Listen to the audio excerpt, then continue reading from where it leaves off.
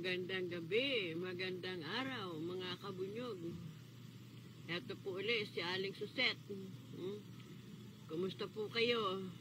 Yan. Eto po, sinipag na naman po tayong mag-live. Si Aling Suset, ang boses ng Maralita, pinalitan po natin yung ating pamagat. Ito po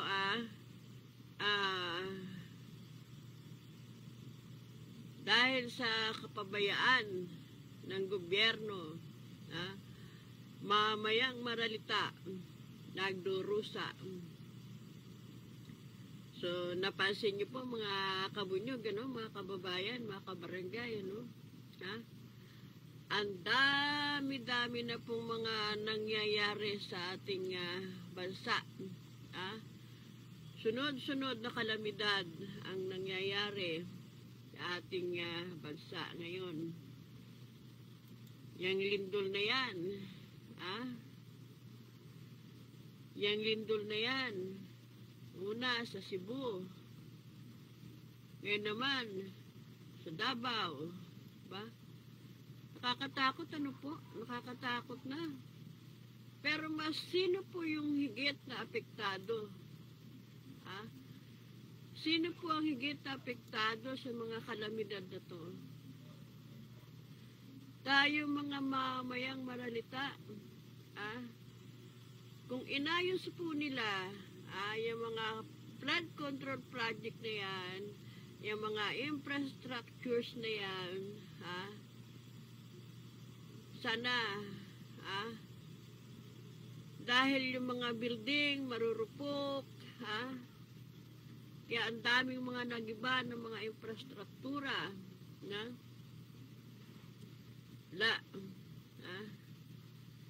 salamat talaga at ang ating Pangulo ay maagap, at kahit paano ay nakahanda ang ating DSWD. Pero sana lang po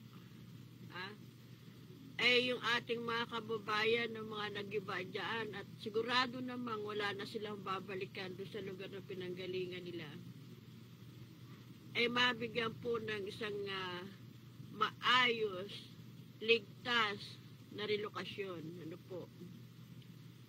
Sana naman po ay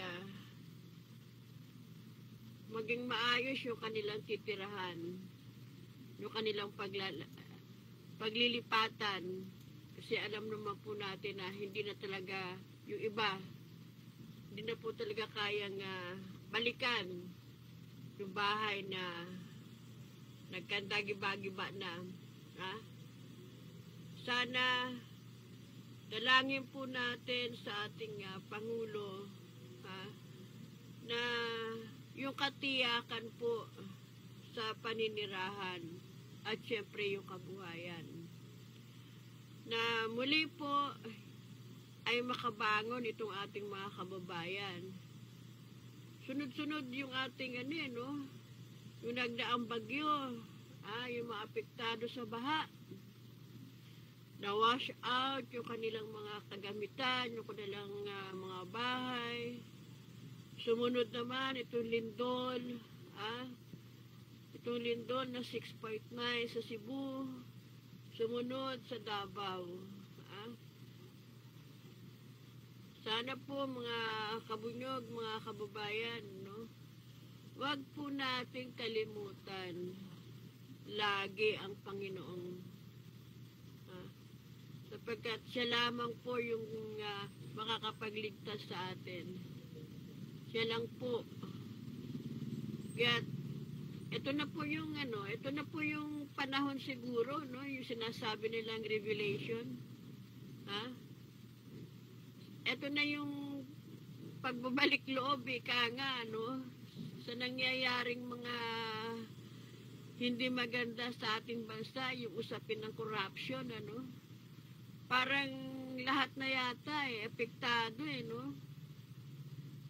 Bakit ba nagkaganito itong Pagmula nung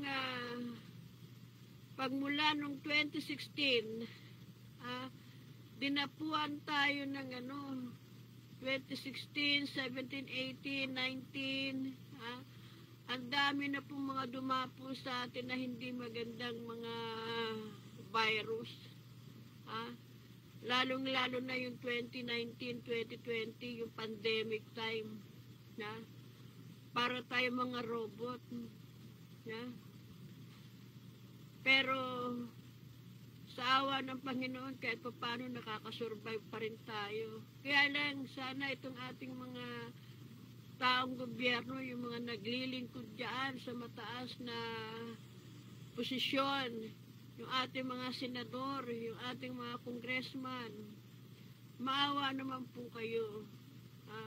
Maawa po kayo sa mga tao, sa mga mamayang mahihirap na nagdurusa.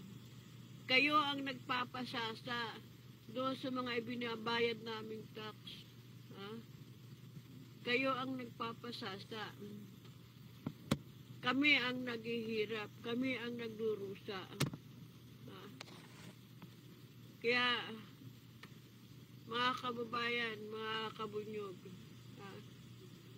sana yung ating mga kababayan dyan na ayaw pang gumising ang diwa. Gising na po tayo. Magmuni-muni na po tayo. Yung mga taong nagdudulot sa atin ng kahirapan. Ipanalangin po natin sila na matauhan na sila. Gumawa ng mabuti para sa mamayang Pilipino. Sige po, mga kabunyog, mga kabarangay, maraming salamat po. Paki-share na lang po. At nagbakas po ulit tayo ngayon. Sana araw-araw na po ito. Araw-araw na. Hindi na po tayo magiging busy. Kasi talagang sunod-sunod yung mga nagdaang bagyo. Mga sunod-sunod yung ating mga pinagkakaabalahan. Sige po, maraming salamat po. Magandang gabi. Bunyog, bunyog, halikan na kasama ka. Bunyog, bunyog, kapag buklod ay may pag-asa. Luzon, Visayas, Mindanao, isa ang pananaw. Sa bagong Pilipinas ang bunyog isisigaw. Bunyog